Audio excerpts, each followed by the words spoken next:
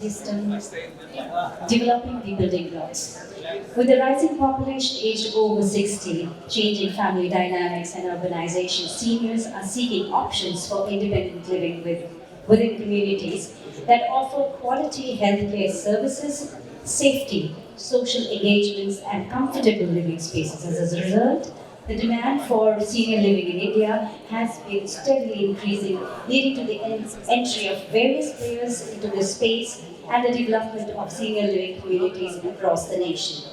This session, our Roundtable 2, will focus on the role that different partners can play in developing the senior living ecosystem in all its varied formats.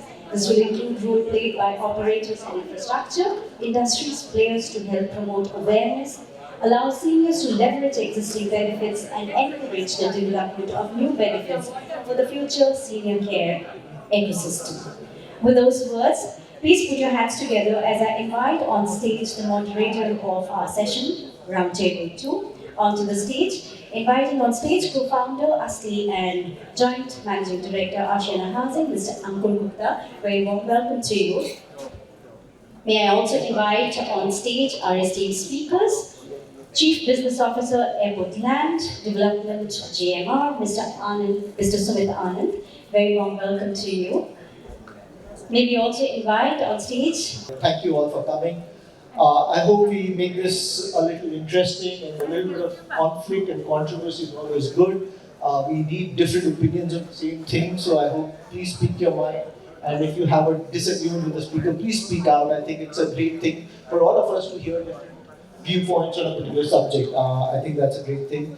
And it's the first time I'm doing a senior living panel where I don't know anyone from before, so it's a great thing that so many people are looking at this market in different ways, and it's exciting. And we've got Karan here from JLL. He spent 20 years there, and he's the MD of the alternate asset class, and just took out a report on Wednesday on senior living. So thank you, Karan, for being here. Alok, the CEO of ASLI, he's basically with Capital Land started doing some logistics work in India.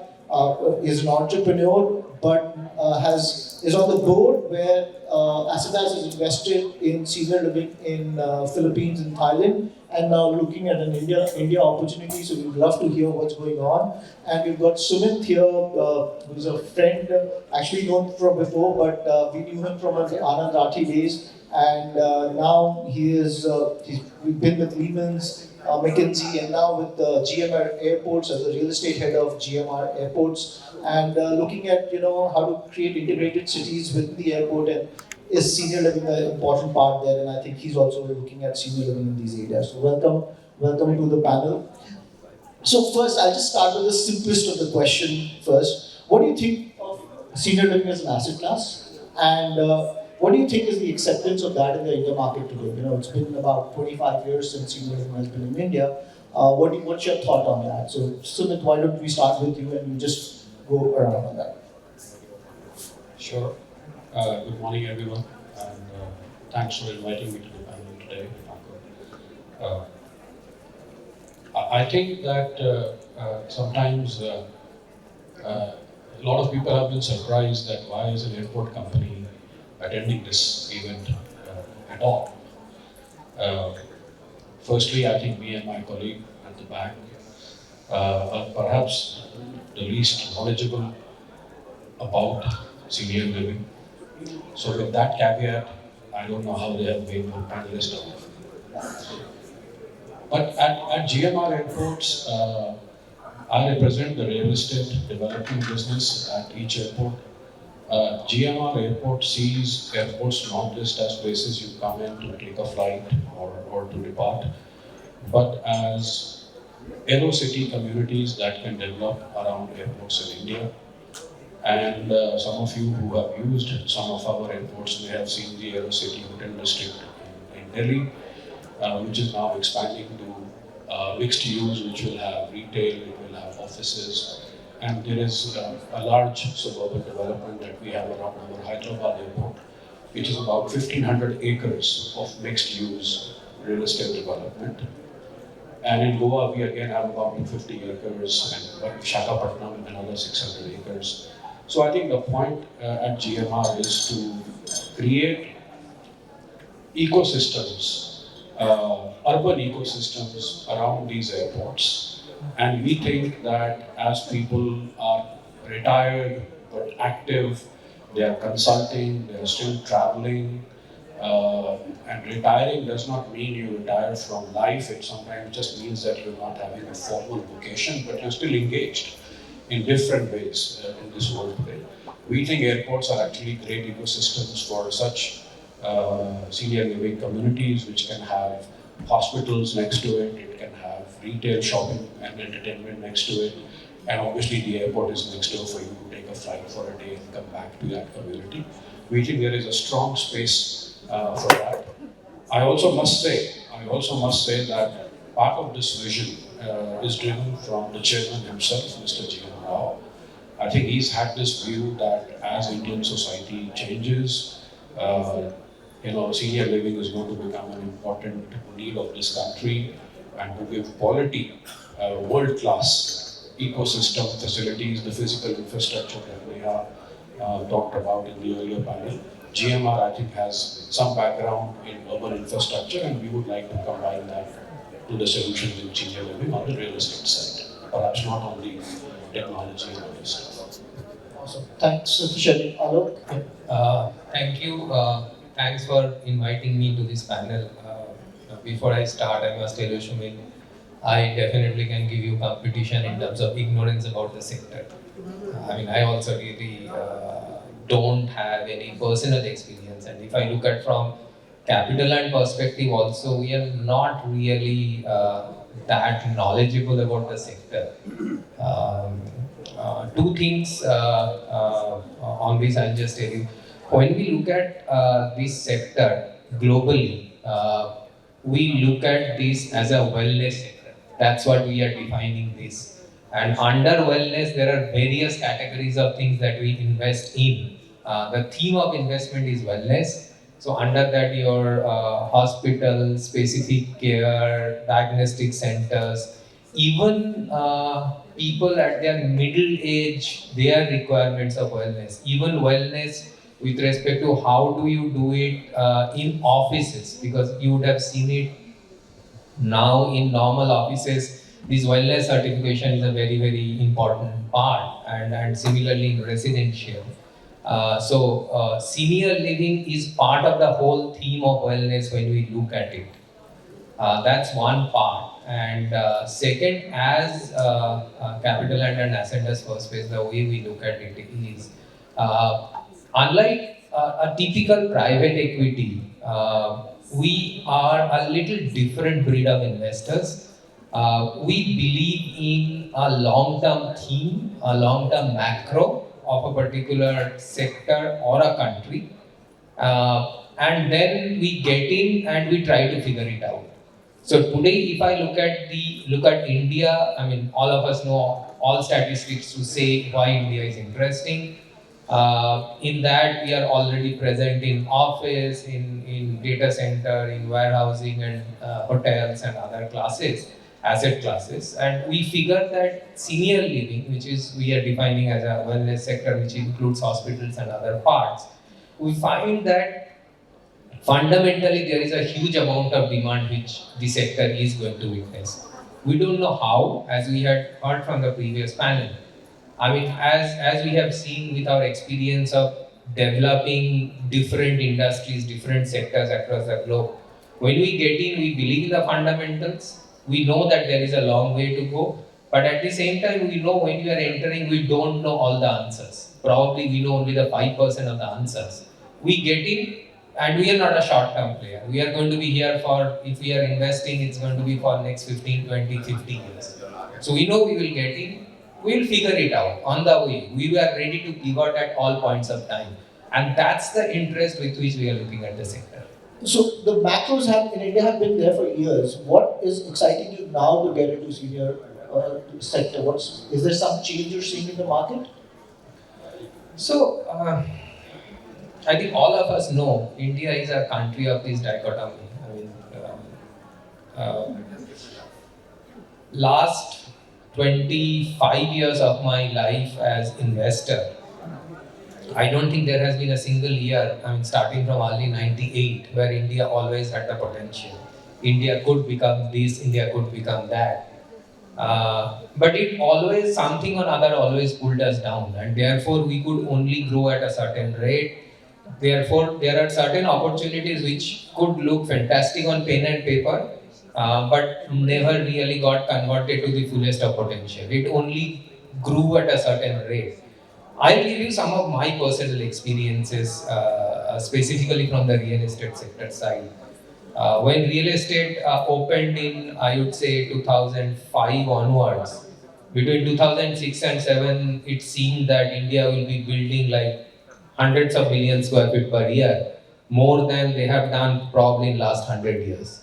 Everybody believed in that, and I don't think it happened because there were always problems which faced. Similar situations we faced in the logistics warehousing sector. 2006-7 macro looked good, GST will come. It did not happen.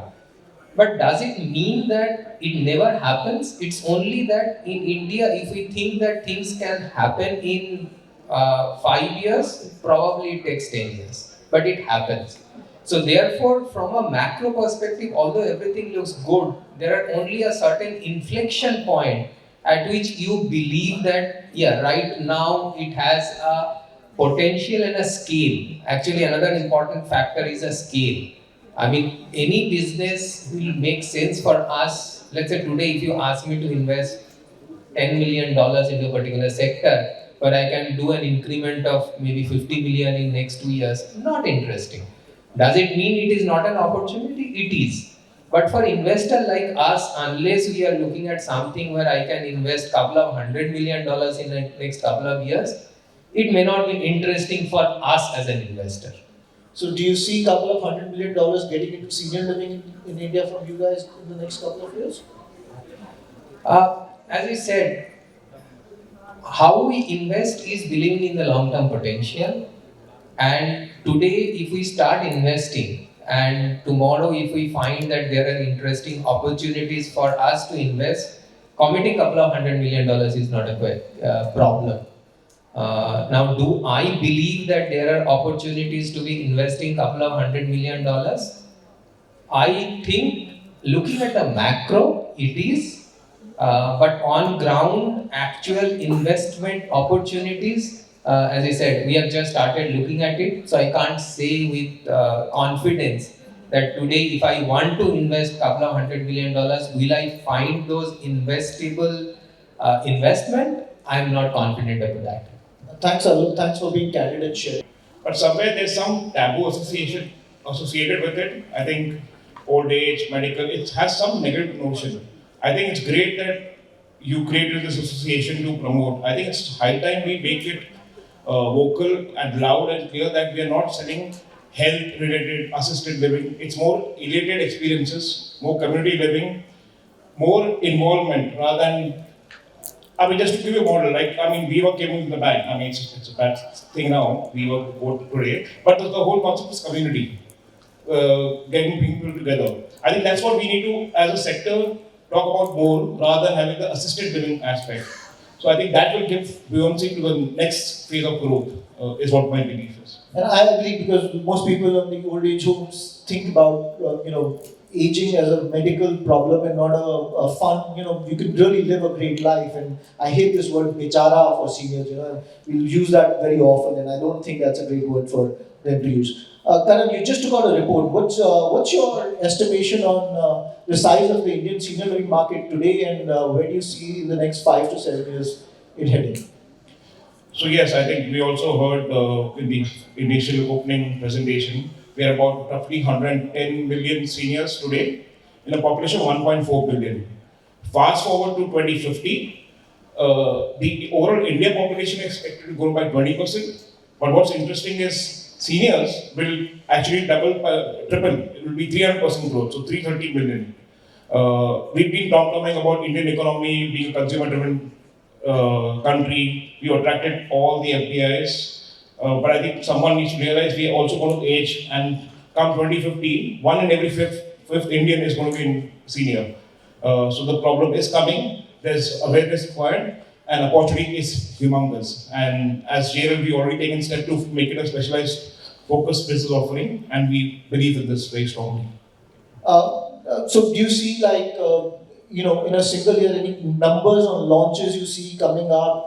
Or in the last, you took out a report, I think, or you talked about it in 2018, and now we're sitting on 2023. It's been 5 years. What's the general feedback on senior living, and what's the interest which you're seeing? I think more community living post-COVID, gated communities, townships are coming in forefront. Developers do realize that they cannot only bank on typical housing sales. They need to create innovative concepts within the townships, especially if it's more than 100 acres. So players like yourself will come in and create that uniqueness of senior living within a gated community, which gives larger access. So those aspects in the last 2 years, we've seen at least 30% growth year on year compounded. Oh wow, that's a great number to be in. Actually, a question for each of the panelists. First is, I think I want to address this to Sumit, is that, there is, when we were doing a survey on what is restricting the movement of people into retirement communities, okay, we needed a strong convergence of logistics and warehousing, because I think as Priya Mohan had mentioned earlier, we like to hold on to things. So people said, if we have a facility where we can warehouse our things, then I will go into a smaller place, which is more manageable. And I think today GMR is the most eligible in that category to set up warehousing for products or whatever it is. Okay, my second question, I'm sorry, I'm going to have 3 questions. The second question is movement to rental module. I'm addressing this to Karan.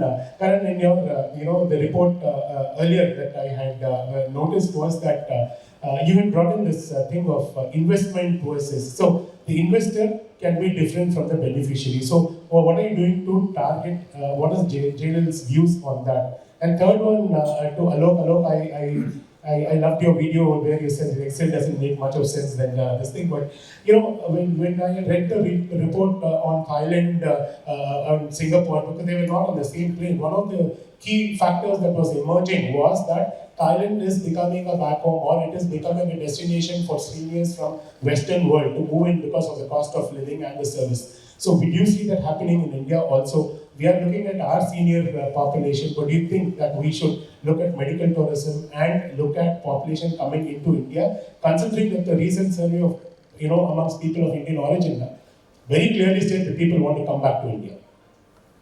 So I think if I would use the word, it would be the storage space asset class, which is very popular in many other parts of the world, the first world countries. We haven't solved it in the sense that we are not thinking that we will be able to create long-term storage facility assets, very common in many other parts of the world. The US, I think, again leads in that in terms of density of such assets, I suppose. But I think I want to touch on another angle of this answer, which is that we have seen that a lot of people, when we researched, when we surveyed, and this was before COVID, have a willingness to relocate within the city also and outside, from the outside the city also. As a matter of fact, we conducted an NRI survey in the US with people who are above 55 and also children who have parents who are in India, but they are working in America. That's a large community. And I think it's about creating the sense of safety and quality. So if you told people that we will take care of your aging parents in a GMR or developed community which will have a hospital, it will have high quality safety and care, there is a great amount of willingness for them to do something with their furniture and the books. I don't know that answer specifically, but the willingness to relocate to such a facility is high. Invested over $750 million in a self-storage platform which is created again in Southeast Asia, which includes Thailand, Malaysia and Singapore. And we are doing something similar in India. I think, and there already exist self-storage player in India, 3-4 of them. So I don't think it's a bottleneck in terms of availability, it's mostly a bottleneck in terms of probably awareness, where there are people who can store their products. The question which you answered, if I can answer the question which you asked me, including the medical tourism. So as I said, our platform which we had invested across these 3 countries is all wellness themed, which includes hospital, assisted living, senior living, among other things. And therefore, the medical tourism makes a lot of sense. And if you look at it actually in terms of medical tourism, India today is a bigger destination and cheaper destination compared to Thailand. So definitely on a wellness theme, not purely from a senior living perspective, it's definitely a huge opportunity in India. I would take a stab at about 5.5–6% rental investment yield, but there's creativity required. We experiment with a couple of asset classes. I'm happy to have a chat separately. Thank you so much. Really appreciate it. Thank you so much, moderator of the session. Thank you so much.